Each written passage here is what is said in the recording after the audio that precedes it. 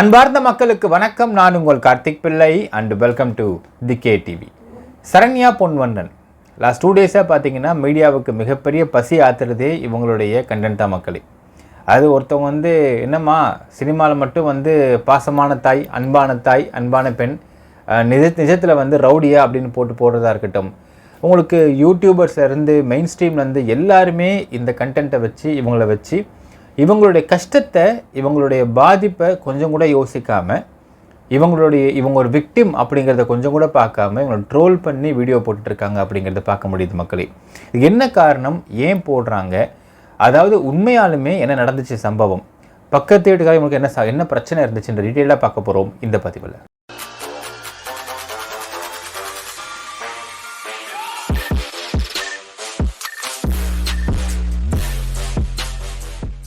சென்னை விருகம்பாக்கத்தில் பத்மாவதி நகர் அப்படிங்கிற நகரில் வசிக்கிறவங்க தான் சரண்யா பொன்வண்ணன். இவங்களுக்கு 2 பெண் குழந்தைகள் இருக்கிறாங்க. 2 பேரும் almost like they are major. So இன்னொரு நபர் ஒருத்தர் வீட்டில் இருக்கார். அவர் அவங்க மேனேஜர் மாதிரி இருக்கார். ஸோ இப்படி இருக்கிற சமயத்தில் 2 டேஸ் பேக் பார்த்தீங்கன்னா விடிகாலை சமயங்களில் திடீர்னு அந்த கூட இருக்கிற மேனேஜர் மாதிரி இருக்கிற நபர் ஓடி போகிறார். அவர் ஓடி போய் பக்கத்து வீட்டில் போய் சண்டை போடுறார்.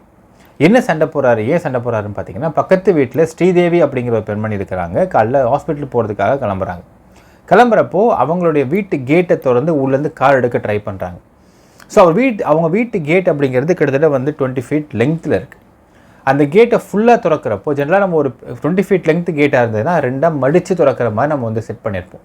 ஆனால் அவங்க அந்த கேட்டை திறக்கிறப்போ அந்த கேட்டு மடிக்காமல் அது நேராக ஸ்ட்ரைட்டாக போய் அது அப்படியே திறக்குது. அது திறந்து போய் அந்த கேட் அப்படியே திறந்து ஃபுல்லாக ஓப்பன் ஆகிறப்போ அங்கே நிற்கக்கூடிய ஒரு கிரேட்டா காரில் போய் இடிக்குது. அந்த கிரேட்டா காரில் ஃப்ரண்ட்டில் டேமேஜ் ஆகுது. ஸோ அந்த கிரேட்டா காருக்கு டேமேஜ் ஆகிடுச்சுன்றதுனால அந்த காருடைய சொந்தக்காரங்க தான் சரண்யா பொன்வண்ணன்.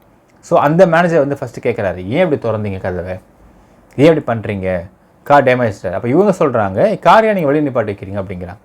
இப்போ இவர் இல்லை வெளியே கிளம்புறதுக்காக நிப்பாட்டி வச்சுருக்கோம், நீங்கள் கதை பார்த்து திறக்க மாட்டீங்களான்ற மாதிரி சண்டைக்கு பேசுகிறாங்க. சண்டை அப்படி முத்தி போக ஆரம்பிக்குது. அதாவது இதில் ஒரு ஆஸ்பெக்ட் பார்க்கணும் மக்களே. வீட்டுக்கு வெளியே ரோட்டில் இருந்து ரோடை ஒட்டி அந்த கார் நிற்குது.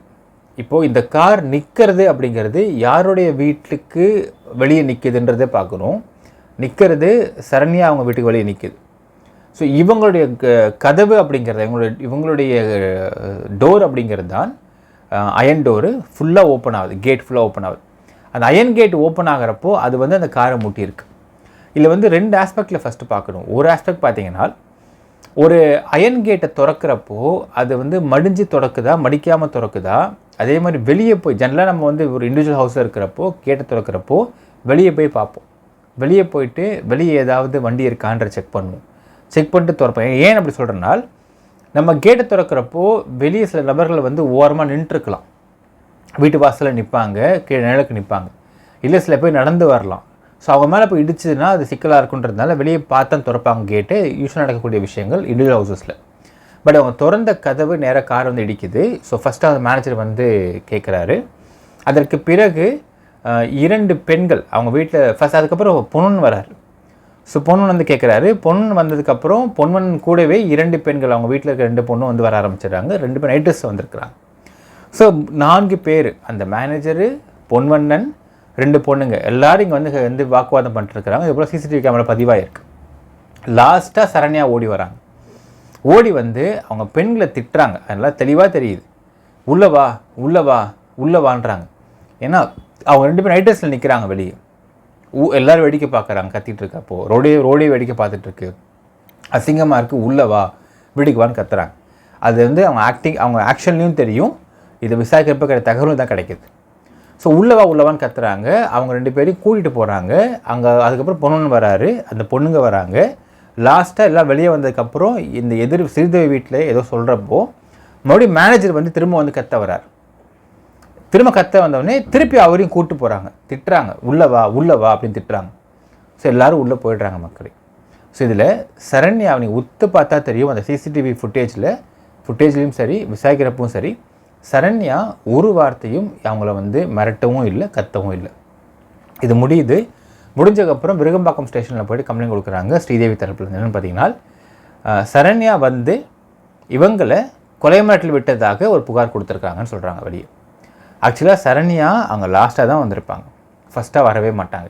ஆரம்பத்தில் மேனேஜர் வருவார், பக்கத்தில் செக்யூரிட்டி வருவாங்க, அதுக்கப்புறம் பொண்ணுடன் வருவார். செக்யூரிட்டி ஒரு வார்த்தையும் பேசாமல் வேடிக்கை பார்த்துட்டு இருப்பார். அப்புறம் இந்த 2 டாக்டர்ஸ் வருவாங்க. லாஸ்ட்டாக சரண்யா அவர்கள் வந்து உள்ளே கூட்டு போகிறாங்க. இதில் சரண்யா எதுவுமே கத்துற மாதிரியோ மிரட்டுற மாதிரியோ எந்த ஃபுட்டேஜும் பதிவாயிருக்க மாதிரி தெரில மக்களே. அதனால் கம்ப்ளைண்ட் கொடுக்கப்பட்டுச்சு, கம்ப்ளைண்ட் ஆக்சுவலாக. இப்போ இதை வச்சுட்டு பார்த்தீங்கன்னா நிறைய நபர்கள் நிறைய மீடியாஸில் பார்த்தீங்கன்னா ஆஃப்டர் ஆல் பார்க்கிங் தானே, அதுக்கே இந்த மாதிரிலாம் பேசணும்னு சொல்லிட்டு நிறைய பேசியிருக்காங்க மக்களே. அது ஒரு ஆஸ்பெக்டில் பார்க்கணும். கார் வச்சுருக்கவங்களுக்கு தான் அந்த பார்க்கிங்கோட இஷ்யூஸும் இருக்கும், அது இஷ்யூஸ் பற்றி தெரியும். அண்ட் கார் வச்சுருக்கவங்களுக்கு தான் அதில் வந்து ஒரு சின்ன ஸ்க்ராட்ச் விழுந்தாலும் இல்லை கிளாஸ் ஏதாவது உடஞ்சிட்டாலோ இல்லை ஏதாவது டென்ட் ஆச்சுன்னா அது சரி பண்ணுறதுக்கு எவ்வளவு பணம் எடுத்துக்குன்றது தெரியும். அது சரி பண்ணாமல் ஓட்டுறப்பெல்லாம் அந்த காரை வெளியே வந்து துடைக்கிறப்பையும் பார்க்குறப்பையும் நமக்கு உறுத்திட்டே இருக்குன்றதையும் நம்ம புரியும். இப்போ இங்கே பேசக்கூடிய மீடியாவில் பேசக்கூடிய நபர்களாக இருக்கட்டும் இல்லை யூடியூபர்ஸாக இருக்கட்டும், இதில் நிறைய பேர்கிட்ட காரும் இருக்கும்.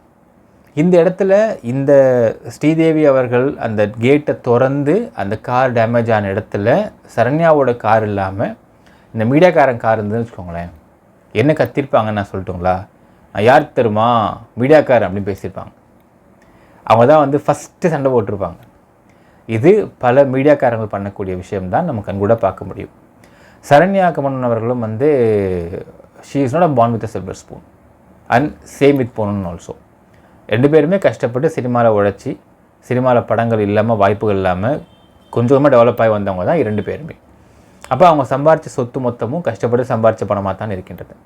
அந்த அடிப்படையில் ஒரு கார் வாங்குறாங்க அப்படிங்கிறப்போ அந்த காரை எந்த அளவுக்கு பத்திரமா பார்த்துப்பாங்க அப்படிங்கிறதும் இருக்கும். ஸோ அப்படி இருக்கும் பட்சத்தில் ஒரு கேட்டை பார்த்து திறந்துருக்கலாமே அப்படிங்கிற ஒரு அடிப்படையான ஒரு டிசிப்ளின் இருக்குது. அந்த கேட்டை திறக்கிறாங்க, அந்த கார் இடிக்குது, சரிங்க, மிஸ்டேக்ஸ் ஹேப்பன்ஸ். அவங்க வேறு ஸ்ரீதேவி வேறு உடம்பு முடியாதவங்க, உடம்பு முடியல ஹாஸ்பிட்டலுக்கு போகிறாங்க அப்படின்ற ஒரு தகவலையும் சொல்கிறாங்க. ஸோ உடம்பு முடியல ஹாஸ்பிட்டல் கிளம்பி போயிட்டுருக்குறாங்க, அந்த சமயத்து கேட்டை திறக்கிறப்ப கேட்டு வந்து ஒரு கான்ஷியஸாக திறந்துட்டாங்கன்னு வச்சுக்கோங்களேன். Let this be the mistake. வந்து கேட்ட உடனே சார் சாரிங்க தெரியாமல் பண்ணிட்டேன், நீங்கள் சொல்லுங்கள் நான் சரி பண்ணி கொடுத்துட்றேன் அப்படின்னு ஒரு வார்த்தை போதுமானதாக இருக்கும். இந்த சாரி அப்படிங்கிற வார்த்தை ஈகோவை இறங்கி வந்து சொல்கிறதுக்கு இன்றைக்கு மனுஷங்கிட்ட மனசே இல்லைன்றதை கண்டிப்பாக சொல்லியாகணும் மக்களே. 2 பேருக்கும் ஆல்ரெடி வெவ்வேறு மனஸ்தாபங்கள் இருக்கிறது அப்படிங்கிற தகவலும் வெளியாகுது. என்ன மனஸ்தாபம் அப்படிங்கிற தகவல் வெளியாகலை. ஆனால் இந்த இடத்துல தவறு ஸ்ரீதேவியின் தரப்பிடம் தவறு இருக்கிறது. காரை வெளியே இருக்கா இல்லையா, சரி இப்போ கார் இல்லைங்க அந்த இடத்துல, லெட்ஸ் டேக் ஃபார் எக்ஸாம்பிள் ஒரு வயசான தாத்தா இருக்காருன்னு வச்சுக்கோங்க, வந்து நின்றுருந்துருக்காரு, ஏன்னா அங்கே ஒரு நிழல் இருக்க மாதிரி தெரியுது, அங்கே நின்றுருக்காருன்னு வச்சுக்கோங்க. நீங்கள் கேட்டை திறக்கிறீங்க, அந்த கேட் வந்து தாத்தா மேலே இடிச்சிடுது, கீழே விழுந்துடுறான்னு வச்சுக்கோங்க, அடிபட்டுறது, என்ன பண்ணியிருப்பீங்க அப்படிங்கிற கேள்வி இருக்குது. அவரை கூட ஹாஸ்பிட்டல் ஓடி இருப்பீங்களா? ஒரு பெரிய ஸ்ட்ரெஸ் இருந்திருக்குமா, டென்ஷன் இருந்திருக்குமா? அப்போ என்ன தோணியிருக்கும் உங்களுக்கு? சரி கேட்டை பார்த்து வந்துருக்கலாமா தோணியிருக்குமா? அடுத்த முறை கேட்டு திறக்கிறப்போ வெளியார காலம் செக் பண்ணி திறந்துருப்பீங்களா? இவ்வளவு அடுக்குகால கேள்விகள் இருக்கின்றது. அங்கே ஒரு உயிரில்லாத கார் இருந்ததுனால இந்த அளவுக்கு பேசுகிறீங்களா அப்படிங்கிற கேள்வி இருக்குது. என்னதான் காருக்கு உயிரில்னா கூட இன்றைக்கு பல குடும்பங்களில் கார் அப்படிங்கிறது அவங்க குடும்பத்தின் அங்கமாகத்தான் இருக்கின்றன. அது மோரோவர் பார்த்து வாங்குகிற கார் டென்ட்டு விழுந்து போச்சுன்னா அது எவ்வளோ வருத்தத்தை கொடுக்கும் அப்படிங்கிறதும் வந்து கார் வச்சுக்கணும் கண்டிப்பாக தெரியும். ஏன்னா சீதேவி குடும்பத்துக்கு கண்டிப்பாக தெரியும், அவங்க கார் வச்சுருக்காங்க. ஸோ அப்போ சிம்பிளாக ஒரு வார்த்தை சாரி அப்படிங்கிறது இதை முடித்திருக்கக்கூடிய ஒரு பிரச்சனை. அது உங்களுக்கு இந்த ஆக்சுவலாக இந்த கேஸில் வந்து விக்டிம்னா சரண்யா தான். ஏன்னா அவங்க கார் தான் டென்ட் ஆகிருக்கு. ஆக்சுவலாக இங்கே அவங்க அதாவது செவனே நின்றுருந்த ஓரமாக நின்றுருந்த காரு கேட்டை திறக்கிறாங்க, வந்து காரில் இடித்து கார் டேமேஜ் ஆகுது. இப்போது இங்கே விக்டிமாக இருக்கக்கூடிய சரண்யா அவர்களை இங்கே கிரிமினல் மாதிரி இங்கே போர்ட்ரேட் பண்ணி அனைத்து மீடியாக்களும் அவங்கள அந்தளவுக்கு ட்ரோல் பண்ணியிருக்கிறது அப்படிங்கிறது இது வந்து ஒரு மீடியா சுதந்திரம் அப்படின்னு சொல்ல முடியாது மக்களே. இது வந்து ஒரு மீடியாவின் ஆபத்தான போக்குன்னு தான் சொல்லணும். ஒரு கேஸை பற்றி ஃபுல்லாக விசாரிச்சுட்டு இந்த கேஸை ரிப்போர்ட் பண்ணுறதுன்றது வேறு, ரிப்போர்ட்டிங்கிறது வேறு. இங்கே சொல்லக்கூடிய அனைத்து மீடியாக்கள்லையும் பார்த்தீங்கன்னா அதுவும் வந்து நிறைய மெயின் ஸ்ட்ரீம் மீடியாக்கள் டிஜிட்டலில் இருக்கிறதுனால they behave more as an YouTubers. அது ட்ரோல் யூடியூபர்ஸாக பிஹேவ் பண்ண ஆரம்பிச்சிடறாங்க. சினிமாவில் பாசமுகத்தை காட்டும் சரண்யா பொன்வண்ணன் நிஜத்தில் ரவுடி போல் நடப்பது அப்படின்னு பேசுகிறாங்க.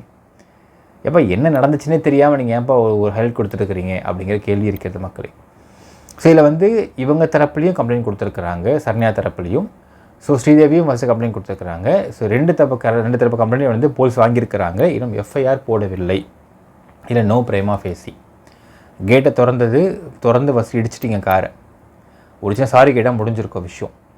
2 பேர் உங்களுக்கும் ஈகோ, ஸ்ரீதேவி தரப்புக்கும் ஈகோ அண்ட் சரண்யா குடும்பத்துக்கு பாதிக்கப்பட்டிருக்காங்க. ஆட்டோமேட்டிக்காக அவனுக்கு கோவம் இருக்கத்தான் செய்யும். அந்த கோவம் தணிக்கிறதுக்கு சிம்பிளாக ஒரே வார்த்தை, சாரிங்க தெரியாமல் பண்ணிட்டேன், உடம்பு முடியல, தெரியாமல் கேட்டை கான்சியஸாக திறந்துட்டேன் நான், நீங்கள் சொல்லுங்கள், நான் மெக்கானிக் கூப்பிட்றேன், சரி பண்ணி கொடுத்துட்றேங்க, நாங்கள் we will spare the amount அப்படின்னு சொன்னால் பிரச்சனை முடிஞ்சிச்சு. யாருமே, அதுவும் 2 தரப்பிலும் they have individual houses and ரொம்ப ஏழப்பட்ட ஆனவர்களும் கிடையாது.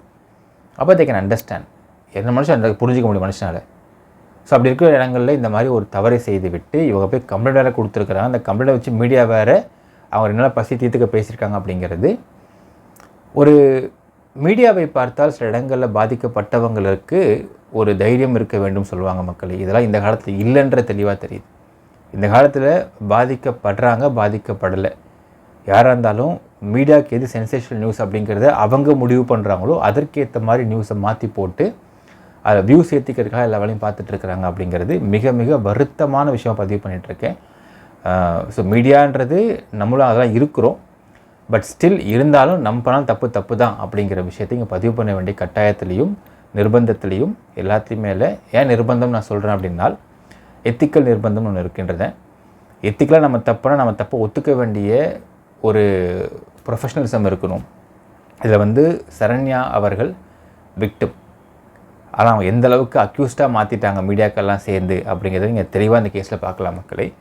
ஸோ இதில் இந்த ஒரு கேஸ் மட்டும் இல்லை, இந்த மாதிரி பல கேசஸில் பார்த்தீங்கன்னா மீடியாவுடைய முகம்தான் ஒரு விக்டிம் அக்யூஸ்டாக காட்டுறதும், ஒரு அக்யூஸ்டை ஹீரோவாக காட்டுறதும், ஒரு கிரிமினலை வந்து சூப்பர் ஹீரோவாக காட்டுறதும் பண்ணிட்டுருக்குறாங்க அப்படிங்கிறது பார்க்க முடியுது. அதில் இதுவும் ஒன் ஆஃப் த கதையாக கொண்டு போகலாம் மக்களே.